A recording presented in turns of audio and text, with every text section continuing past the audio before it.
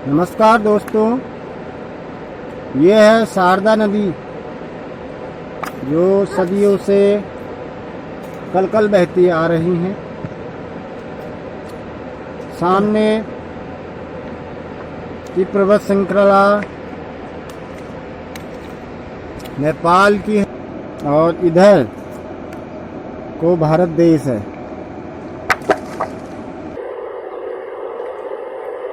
शारदा नदी का उद्गम स्थल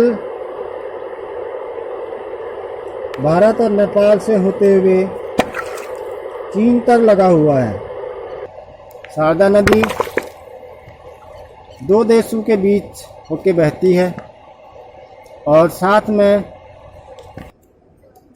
ही शारदा चाइना से भी लगकर आती है। और गूगल मैप पे देखा जाए तो शारदा नदी कैलाश मानसरोवर पर्वत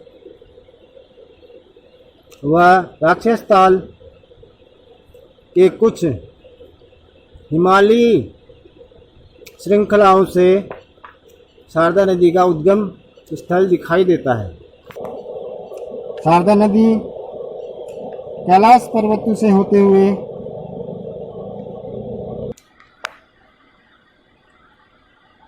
चीन और नेपाल भारत के बीच बह रही है और सदियों से यह नदी कल कल बहती हुई आ रही है। और वहीं मैदानी क्षेत्र में यह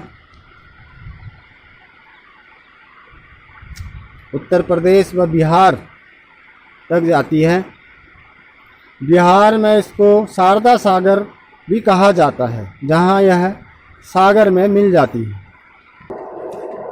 शारदा नदी से लगने वाले कुछ भारतीय व नेपाल के गांव, जिनमें सर्वप्रथम मां पूर्णागिरि अन्नपूर्णा शिखर भी लगता है और मां पूर्णागिरि मंदिर से ऊपर सीन, चूका, खेत आदि वहाँ पड़ते हैं।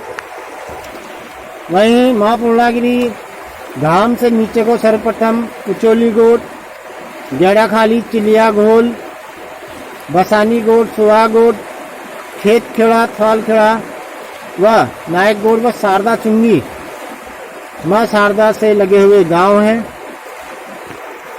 मां पूर्णागिरि धाम में जाने वाले तीर्थयात्री इसी शारदा नदी में स्नान कर मां पूर्णागिरि के दर्शन को जाते हैं।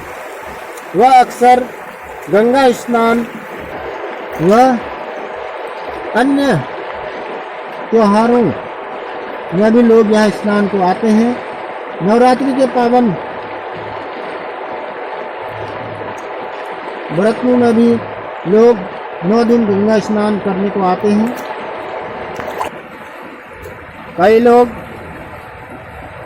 भोले भंडारी महाशिवरात्रि के दिन शारदा नदी का पवित्र जल लेकर मंदिरों में चढ़ाने जाते हैं, जिनमें चकरपुर बनखंडी महादेव व अन्यत्र कई शिवालय हैं जहां शारदा जी का जल चढ़ाया जाता है।